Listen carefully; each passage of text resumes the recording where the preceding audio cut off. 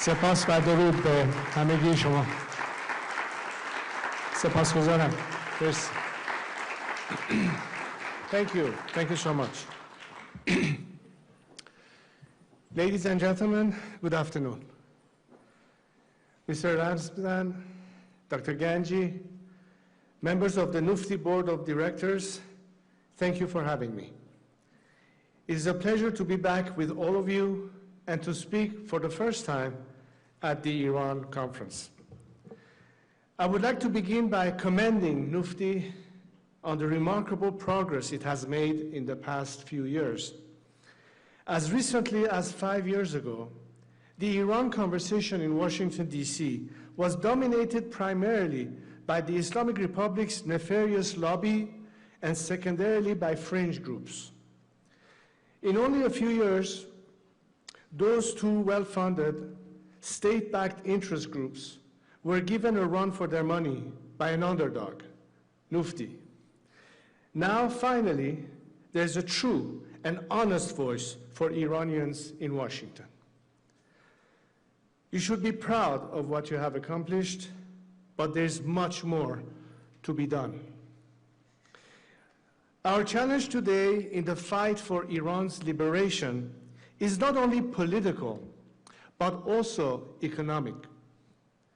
It is not only about freeing our people from political repression, but also from the shackles of poverty. That is why I am so pleased to speak about the Iran Prosperity Project and the plan for and path to our nation's economic reconstruction.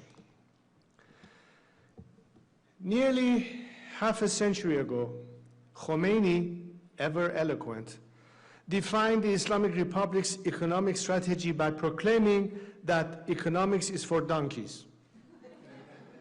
اقتصاد مال خر است. It was this ignorance and arrogance, beyond his brutality and backwardness, that destroyed the lives of millions of Iranians and cost the world a valuable trading partner, promising market, and reliable creditor. Today, Iran should have been the South Korea of the Middle East, but it has instead become the North Korea of our region. The gross domestic product numbers prove it. In 1977, Iran's real GDP per capita was more than twice that of South Korea. Today, South Korea's is more than 7 times that of Iran's, and devastatingly, Iran's real GDP per capita has never reached its pre-revolution level. As a result of an economic policy determined by those who believe it should be guided by livestock, Iran has missed out on the digital and internet revolutions, the globalization age, and we are in the midst of missing out on the artificial intelligence era. In addition to foregoing such new opportunities, Iran has given up our natural advantages, losing our leading role in the world's energy market. Far from the pivotal supplier of energy we were 50 years ago, Iran is merely a marginal player. A corrupt few have prospered, while a nation has suffered. But there is hope. Indeed, much more than just hope. Unlike Khomeini, I will make no promises of free water, free buses, or free utilities. What I offer instead is a vision informed by ongoing consultations with renowned economists and successful business leaders. It is their expertise and knowledge that has helped me form the principles I believe should brace up our economy in a secular, democratic Iran. First, economic policy must trust citizens to make decisions based on their own interests. Second, the government should create opportunities for all citizens to thrive. Third, policies should empower individuals by fostering personal responsibility and innovation. Fourth, a dynamic economy depends on respecting private property and safeguarding it from interference. Fifth, market mechanisms should guide economic interactions between citizens whenever possible. Sixth, the government must remove barriers and foster conditions for domestic entrepreneurs by ensuring investment security and creating a business-friendly environment. Seventh, controlling inflation requires fiscal discipline and the establishment of an independent central bank. Eighth, barriers to women's participation in the labor market must be eliminated. Ninth, productivity driven by enhancing human capital and adopting technology should fuel economic growth. 10th and finally, Iran must rejoin the global economy and create conditions that attract foreign investment.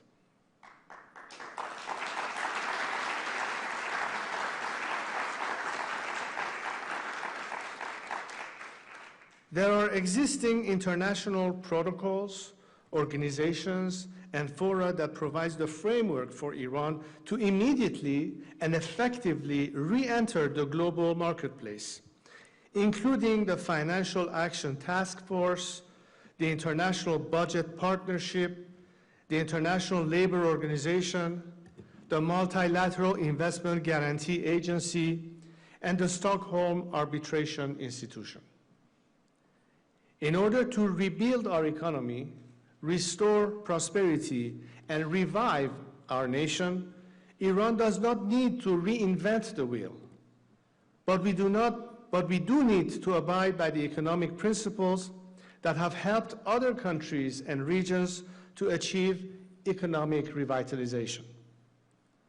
In order to achieve that aim, both our people and basic practicality demands a roadmap for economic recovery and national reconstruction. It is for that reason that I am so pleased to be here for the unveiling of the first phase of the Iran Prosperity Project. This team of economists and subject matter experts are doing more than talking and philosophizing about Iran's economic woes. They are developing concrete and implementable solutions. As we have just heard, in the first phase of the project, which they have just completed, they have outlined the immediate financial and social stabilization plan for the first 100 days after the collapse of the Islamic Republic. Shortly, they will begin the second phase of the project, focused on the transition period and the necessarily political and legal stabilization, and the third phase focused on long-term economic reconstruction and investment opportunities. As IPP will undoubtedly document in the next phases of its work, Iran is perhaps the world's last significant frontier market. With 85 million extremely well-educated, young, talented people, it is yearning for investment and teeming with opportunity. Around the world and in all sectors, it is Iranians who are running some of today's greatest and most innovative companies. And these are not mere standouts. Iranians in the diaspora consistently rate among the highest educated and highest earning of any group. That natural ability, combined with the drive and desire of today's youth in Iran, who have been deprived of so many opportunities, can propel us to become one of the world's most advanced startup nations. We can turn our universities from centers for indoctrination of our youth and segregation of women into leading global research centers, using the ties of leading Iranian academics in the West with so many other brilliant academics, researchers, and scholars. Our vast nation, from the shores of the Caspian Sea to the meadows of Deilam, to the snow-capped peaks of Sabaland and Sahand in Azerbaijan, to the lush green mountains of Zagros in Kurdistan, to the plains of Baluchistan, to the Arvan River in Khuzestan, to the deserts of Khorasan and Kerman, to the coastal towns and villages of the Persian Gulf, Iran can become a hub for regional and international tourists.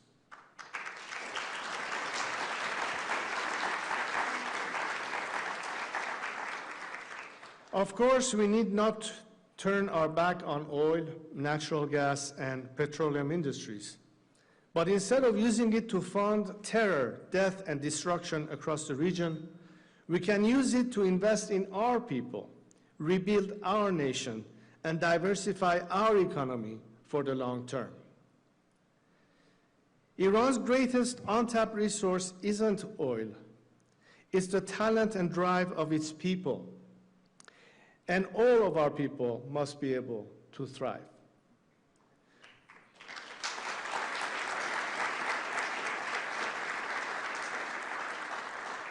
This economic recovery is of special importance for underserved areas of our country, from the Kurdistan province to Sistan and Baluchistan, Khuzestan, Lorestan, and Kermanshah. These provinces and the Iranians who call them home have for 45 years been denied the most fundamental economic opportunities. In a free Iran, that must not stand. Our national wealth and opportunities must serve all Iranians. Furthermore, disasters like the recent coal mine explosion at Tabas that killed at least 50 workers are all too frequent in Iran. Workers risk their lives on a daily basis, and yet they are denied the fundamental and basic dignity that their critical work demands and their efforts have earned. The reforms outlined in this project would prevent such crimes against Iranian workers. The necessity of this economic reconstruction is not just a matter of welfare for our citizens. It is a matter of security for our nation and stability for the region. It has been proven time and time again that governments that cannot provide the framework and opportunities for their citizens to thrive and prosper have been unable to sustain their democracies and their security. The plan being developed by IPP and our path to economic reconstruction are quite literally safeguards for the democracy we are striving to build. This, my friends, is the opportunity the future holds, both for Iranians and for the outside world. But first, the Islamic Republic must go. For in the past 2 decades, Iran has seen no measurable economic growth. This is simply not sustainable. That is why this plan and roadmap are so critical. As I said last week in my address at the IAC National Summit, we seek partnership with the world. That partnership is not limited just to the political realm. Iran, when given the chance, will seek to again be a partner for investment, trade, and commerce. This is the path ahead of us. This is how we can rebuild our nation and renew our ties with the world. Not through the tired old drivel that Khamenei's henchman, Mr. Pezeshkian, has been sent to New York this week to deliver. Iran is not only ready for fundamental change, Iranians are risking their lives to bring it about. The time will come, and when it does, it will present a historic opportunity and even greater responsibility for the Iranian diaspora. It is them, those of you gathered here today, that I would like to address in closing. In the aftermath of the Second World War and the Axis powers' destruction of Europe, the United States launched the Marshall Plan to rebuild the continent. Iran, too, after the destruction the Islamic Republic has wrought, will need a Marshall Plan. The fall of the Islamic Republic is not the end, but the beginning of Iran's renaissance. This is what I, along with experts and business leaders, am planning for and working to bring to fruition when the transition happens. Be it for Iranians inside the country, the diaspora, or global investors, after nearly 5 decades, Iran will be open for business again. This is a project not just to bring down the Islamic Republic. It is a project to build up Iran. Soon, we will be able to rebuild our great nation together. Thank you. Thank you very much. Stefan.